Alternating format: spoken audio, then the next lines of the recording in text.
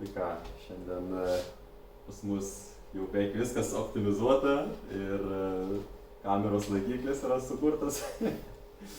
Bet ir jo, kaip aš kelis kartus prieš tai paskaitose sakiau, kad mes čia į naują vietą greit ateisim. Ir galiausiai atsiradom. Čia mes dabar Pylimo gatvė 21-1A esam. Ir pirmą ir paskutinę paskaitą šitą vasarą, nes grįšime rugsėjį, bet vasarai čia bus paskutinė paskaita, nes turiu daug veiklų ir nelabai jau spėsiu kažką padaryti šitą vasarą daugiau. Tai vat, tai sakant, galima bus stipriai užbaigti ir užbaigsim iš tikrųjų su tokia gera visai istorija apie Isau ir Jokūbą. Aš tikrųjų iš šitą istoriją tiesiog esu labiau girdėjęs, netiek gilinęsis niekada.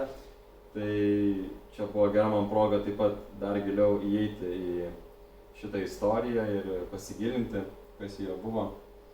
Vat, ir jo, tai šitą istoriją, pirmą, kaip mano tradicija yra, mes pirmą prisimenam, ką išmokomės. Negalim iš karto eiti paskaitą. Tai praeitą paskaitą mes kalbėjome apie Abraomą ir Izaoką, kaip Dievas paprašė Abraomą paaukoti savo vienintelį sūnų.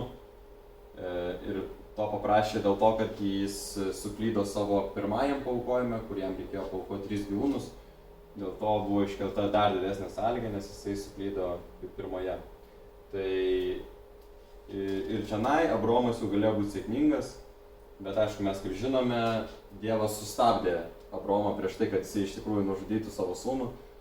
Ir tada Dievas sakė, kad dabar aš tikiu, kad tu tiki manimi, dabar aš tikiu, kad tu kaip pripažini mane. Ir taip Abraomas galėjo pasiekti pergalę ir atstatyti tą tikėjimo pagrindą, absoliučiu tikėjimu Dievo žodžiu. Ir čionai taip pat buvo atstatytas tėvo ir sūnaus santykis, nes kaip žinome, kai Adomas ir Ieva padarė nuopuolį, vėliau apvaizda vyko per Abelį ir Kainą, tas buvo Adomo sūnus. Ir Adomo išsigelbėjimas galėjo būti Abelis. Jeigu Abeliui būtų viskas pavykę, Abeliui ir Kainui būtų viskas pavykę, tada Adomas galėtų su ta malonė būti irgi išgelbėtas. Bet kadangi tas neįvyko, tai buvo pratęsta į Nojaus šeimą. Nojaus šeimoje irgi po potvynio, jeigu prisimenat, pasakojau, buvo taip, kad po potvynio Nojus ilsėjosi, buvo nuogas ir Hamas atėjo, pamatė savo tėvą nuogą ir susigėdė ir uždengė jį ir tada Nojus jį prakeikė. Tai vėl tenai buvo galimybė, kada sūnus ir tėvas susivienyje, bet vėlgi tas neįvyko ir tas prasitęsė iki Abraomo ir Izaoko. Ir čionai pagaliau pavyko ir to tėvo ir sūnaus santykis buvo statytas.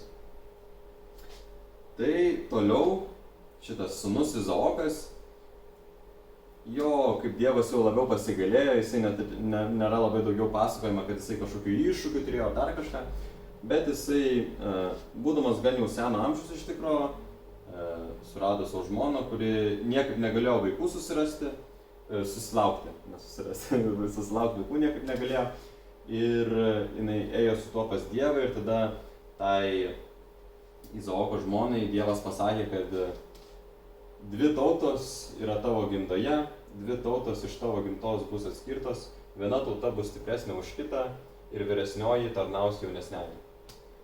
Tai čia buvo Dievo pranašystė Izaoko žmonai, kad jai gims tie 2 vaikai ir taip ir atsitiko, kad jai gimė dvyniai ir tie dvyniai, kaip žinom, kaip pradžioje paminėjau, Jokūbas ir Isau.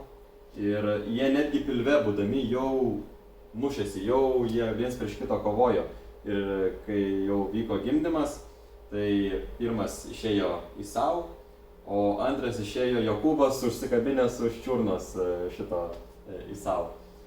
Ir vienas gimė labai plaukuotas, tas pirmas Isau gimė labai plaukuotas, o Jokūbas gimė labai be plaukų.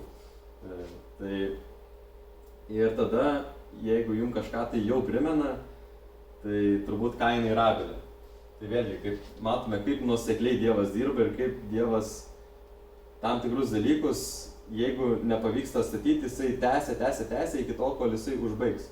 Tai kaip mes turėjome tą istoriją, kad vėlgi pirmas, kuris gimė Kainas, buvo Dievas, kaip viešpatis palankiai, čia prašyta Biblijoje, viešpatis palankiai žvelgia į Abelį ir jo auką, o į Kainą ir jo auką nežvelgia palankiai.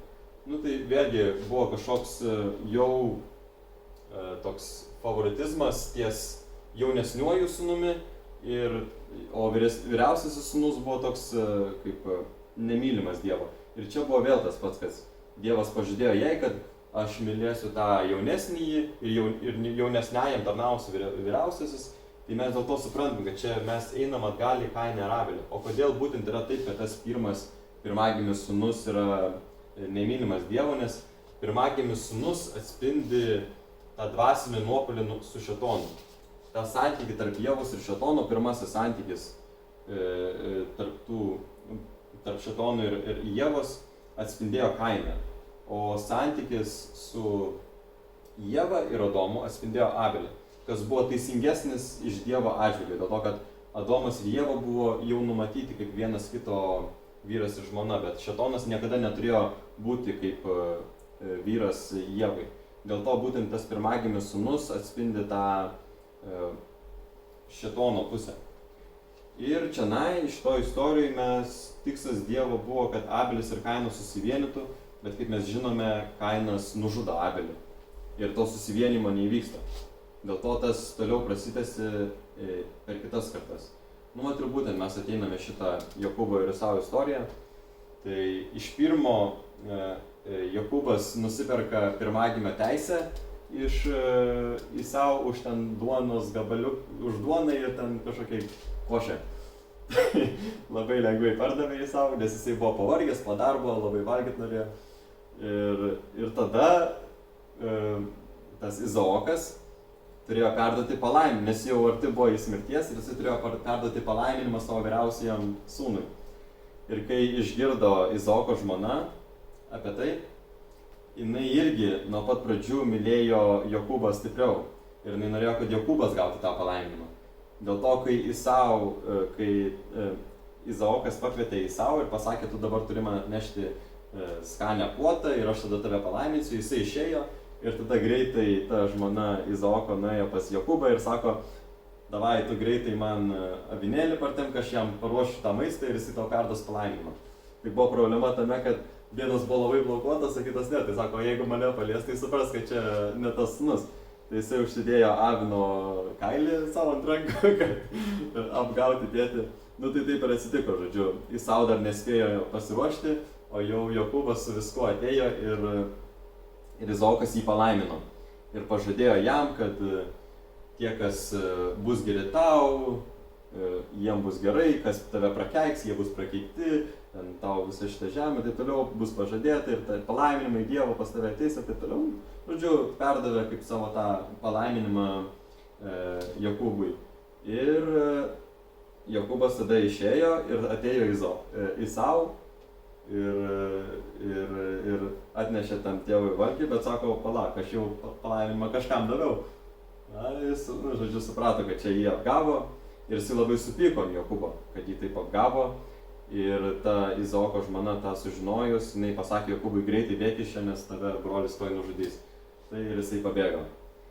Ir kai jisai pabėgo, jisai per keletą vietų ėjo ir tada galiausiai jisai nuėjo iki tokios vietos Haran, kur jisai tarnavo 20 metų, paskutinį buvo 20 mėnesiai, bet 20 metų tarnavo Laban, kažkaip vardas keistas, jisai jam tarnavo ir per laiką jisai sukaupė labai daug turto. Jisai kaip pradėjo nuo to, kaip toks vos nevergas, be nieko, ir galiausiai, kadangi Dievas jį mylėjo ir Dievas jam pastoviai pažadėjo, kad jisai jį palaimins, tai jis sukaupė labai didelį derlių ir viską, kur jisai prisiliesdavo, ten milžiniški palaiminimai ateidavo ir dėl to jisai sugebėjo sukaupti labai didelį turtą ir galiausiai sukaupęs tą labai didelį turtą, jisai taip pat tenai 2 žmonas gavo ir taip toliau ir galiausiai jisai nusprendė, kad reikia grįžti pas savo brolį ir nori atsiprašyti jo. Ir jisai visą tą turtą, kurį buvo sukaupęs, jisai ėjo pas tą savo brolį Isau, o kai Isau sužinojo, kad jo brolis nori ateiti, jisai pasiruošė 400 žmonių armiją, kad nužudyti savo brolį. Bet ir prieš tai, kad dar tas Jokūbas tenai ateitų, jisai taip pat turėjo mūšį su angelu, kuris visą naktį kovojo prieš kažkokią angelą, kuris jį užpuolė, kuris jam dar taip pat šonkaulius sulaužė, ar ką ten, klubus sulaužė, ar kažką ten padarė, kad jisai po to šliubavo. Bet galiausiai jis nugalėjo tą angelą ir ten, kaip Biblijoje apibūdinama, kaip jo susitikimas su Dievu vos ne irgi tai buvo. Ir tada jisai jo ateina pas Isau ir kai jisai ateina pas savo brolį Isau, ir čia jau tie 21 metai praeina, ir jisai visus savo turtus, viską pastato priešais save, tada išeina priešais Isau ir nusilenkia prieš jį 7 kartus, paliečiant su galva žemę. Ir tada jo brolis jam atleido ir jie atėjo, apsikabino ir jo buvo pasiekta ta pergalė. Ir pagaliau nepasikartojo ta pati istorija kaip Kaino ir Abelio, kur Kainas supyksta ir tas pirmagimis nužudo savo jaunesnį brolį, bet čia pagaliau ta taika įvyksta ir jie apsikabina ir yra išpildytas substancijos pagrindas. Jau kaip prieš tai kalbėjom, buvo išpildytas tikėjimo pagrindas, kai Abraomas tikėdamas Dievo žodžiu eina, paaukoja savo sūnų ir taip toliau, bet čia jau yra substancijos, nes čia jau nebe tai, kad jie tiki, ar jiem Dievas kažką pasakė ar nepasakė, o jie eina statyti savo santykius, tarp brolių ir sesės, tarp brolių ir brolių ir taip toliau. Tie jau tokie tikri dalykai, kuriuos tu gali pamatyti kaip jie apsikabina, tu gali pamatyti, kaip jų visa tai tampa taip substancialu, nebe tiesiog kažkoks tikėjimas kažkoks. Bet šitie du pagrindai yra svarbus ir kai jie abu išsipildo, tada yra pasiekiama pergalė ir yra pastatytas pagrindas Mesijui ateiti. Nes kaip mes žinome, kad iš Abraomo, Izaoko, per šitoje kartoje vėliau ateina Jėzus. Gimsta Jėzus šitoje kartoje, būtent dėl to, kad jų kartoje yra įvykdytas tikėjimo pagrindas ir substancijos pagrindas. Ir taip pat čia buvo statytas žmonių viešpatystė angelams. Tai nuo pradžios, po to, kai Adomas ir Ieva puolė, jie kaip pakluso angelui. Jie pakluso Luciferiui, nors žmonės turėjo būti tie, kurie yra viršesni angelų. Ir ta kova Jokūbo prieš angelą irgi buvo tam tikras atstatymas tos viešpatystės, kad žmogus yra viršesnis už angelą. Ir galiausiai, iš tikrųjų, kai jisai kovoja prieš tą angelą ir kai jau tas angelas pasiduoda, jisai pavadina Jokūbą Izraeliu. Ir dėl to šitoj vėlgi linijoje tie yra išrinktieji žmonės Izraelio. Ir gimsta tie išrinktieji žmonės, kuriem būna pažadėta pažadėta į žemę, kur jie turi nutupti. Tai ir dėl to mes, kaip ir minėjau, žinome, kad vėliau iš tikrųjų ir Jėzus būtent gimsta šitoj kraujo linijoje. Ir kaip mes taip pat prieš tai pasakojau, kad Abraomui čia nuo pat pradžių buvo pažadėta, kad tu būsi tėvas daug tautų ir tavo palikuonių bus tiek, kiek yra žvaigždžių danguje. O Abraomas turėjo tik tai vos kelis, iki 90 ar iki 100 metų jis turėjo ten vieną vaiką Išmaelį, kuris susilaukė su savo tarnaitę, praeitą kartą sakiau tarnaitę, ir tada susilaukė to Izaoko. Ir vėliau dar mamos ten kelius susilaukė, bet iš tikrųjų jis daug vaikų neturėjo, bet galiausiai matot, kaip tas pažadas per kartas ėjo ir galiausiai iš Abraomo gimsta Jėzus, iš Abraomo gimsta visa Izraelio tauta ir visa krikščionybė, galima taip sakyti irgi, nes Jėzus kaip krikščionybė pagimė. Ir iš tikrųjų Abraomas tampa tautų ir visų tas tėvas. Ir būtent jo vardas reiškia, Abraomas būtent reiškia, kad tautų tėvas. Kažkaip tėvas, kažkas su tėvu ir tai, kad labai daug. Tai iš tikrųjų tokia įdomi istorija. Ir čia bus tokia gera pabaiga, nes turbūt, dar Mozė yra, tai dar prie Jėzus neprieisim. nuo kito rugsėjo. Tai dar kol kas dar yra keli personažai iki Jėzus. Vat. Bet jau mes pradėsime matyti, kaip čia tokia viena iš didžiausių pergalių Dievo toj istorijai. Čia buvo tas momentas, raktinis, kur pagaliau išsipildė tiek substancijos, tiek tikėjimo pagrindas ir Dievas jau gali atsiųsti Mesiją. Tik aišku, dar tam reikia taip pat biškį pasiruošimą, negali iš karto, bet per Mozę viską galima, jau bus paruošta yra tauta ir jiem atsiųstas Jėzus. Aišku, tas irgi šiaip nepasibaigė geriausiai, bet prie to gal vėliau prieisim. O šiandien tada čia ir pabaigsiu savo paskaitą, tai tiek turėjau pasakyti ir visiems linkiu geros vasaros, gerai pailsėti.